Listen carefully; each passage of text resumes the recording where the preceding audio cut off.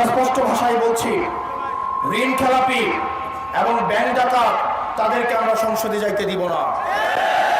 কিছুদিন আগে দেখলাম বন্দর একটা বিদেশি কোম্পানিকে দেওয়ায় অনেক দল রাস্তায় এসে আন্দোলন করলো যে বন্দর নাকি বিদেশিদের হাতে তুলে দিবে না। অথচ আমরা দেখলাম 138 বছরের সর্বশ্রেষ্ঠ 138 বছরের মধ্যে সবচেয়ে বেশি বন্দরে এই বছরই ইনকাম হয়েছে।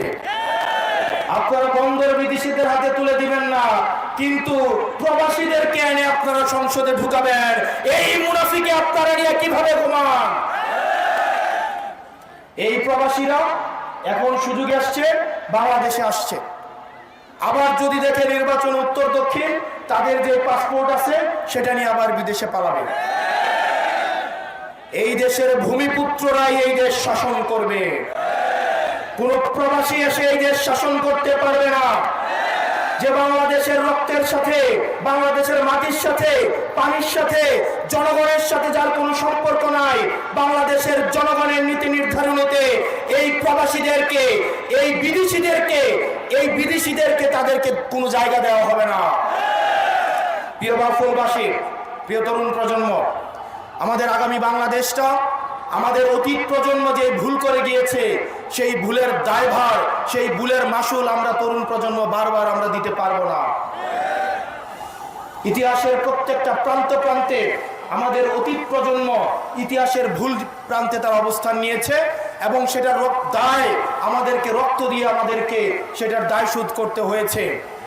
আমাদের আগামীর বাংলাদেশ হবে সমতার বাংলাদেশ, আগামীর বাংলাদেশ হবে মানবিক মর্যাদার বাংলাদেশ, যেই বাংলাদেশে মত প্রকাশের জন্য আপনাকে গুম করা হবে না, যেই বাংলাদেশে মত প্রকাশের জন্য আপনাকে ক্রস ফায়ারে দেওয়া হবে না, যেই বাংলাদেশে মত প্রকাশের জন্য বাড়ি থেকে উঠিয়ে নিয়ে যাওয়া হবে না, যেই বাংলাদেশে আপনার অধিকার আদায়ের জন্য বাংলাদেশ পরিচয়ের বাইরে আপনাকে হিন্দু পরিচয়, মুসলমান পরিচয়, বৌদ্ধ পরিচয়, খ্রিস্টান পরিচয়, পাহাড়ির পরিচয়, সমতলের পরিচয় আপনাকে ব্যবহার করা লাগবে না।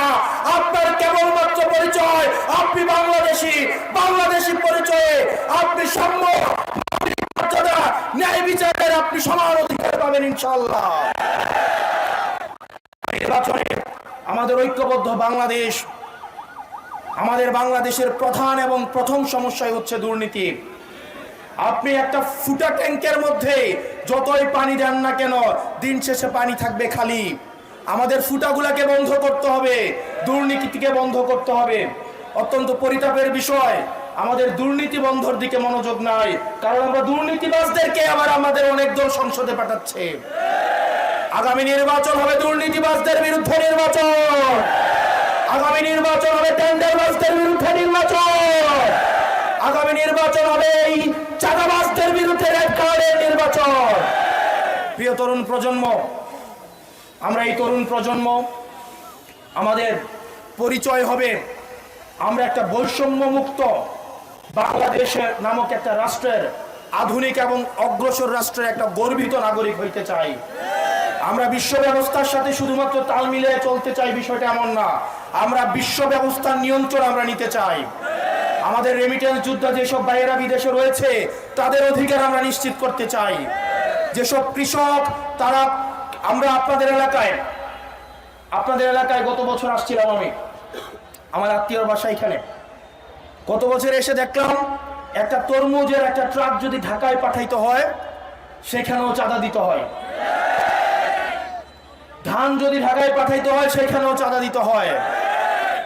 একটা সিনজিওয়ালা সারাদিন 500 টাকা ইনকাম করে, সেখান থেকেও চাঁদা দিতে হয়। একটা ঝালমুড়িওয়ালা ঝালমুড়ি বিক্রি করে 300-400 টাকা ইনকাম করে, সেইখানেও চাঁদা দিতে হয়। মসজিদ কমিটিগুলাকেও নিয়ন্ত্রণ করেছে, স্কুল কমিটিগুলাকেও দখল করেছে, মাদ্রাসাগুলাকেও দখল করেছে। এই চাঁদাবাজদেরকে আগামী নির্বাচনে 12 তারিখ ভোটের মধ্য দিয়ে আমরা তাদেরকে রেড কার্ড দেখাবো ইনশাআল্লাহ। এবং এই ফেসিবাদ লড়াইয়ের আপনারা যে বাউফলের মানুষ হচ্ছেন, আপনাদের গুড লাক। কারণ বাউফল আপনারা এমন একজনকে পেয়েছেন, তাকে যদি আপনারা হারান, তার বাউফলকে প্রয়োজন নাই, কিন্তু বাউফলের জন্য মাসুদ ভাইয়ের প্রয়োজন। মাসুদ ভাই, আমরা যখন স্কুল কলেজে পড়ি, মাসুদ ভাই নির্যাতন নিপীড়ন যে ভিডিওগুলো সামনে আসতো, আমাদের একটা ইনোসেন্ট মাইন্ড, আমরা তখন কেবলমাত্র রাজনীতি, ভাই 2006-07 সালে হচ্ছে শিবিরের দায়িত্বশীল ছিলেন, আর আমরা 6-7 সালে হয়তো ক্লাস 1-এ পড়ি বা 2-তে পড়ি।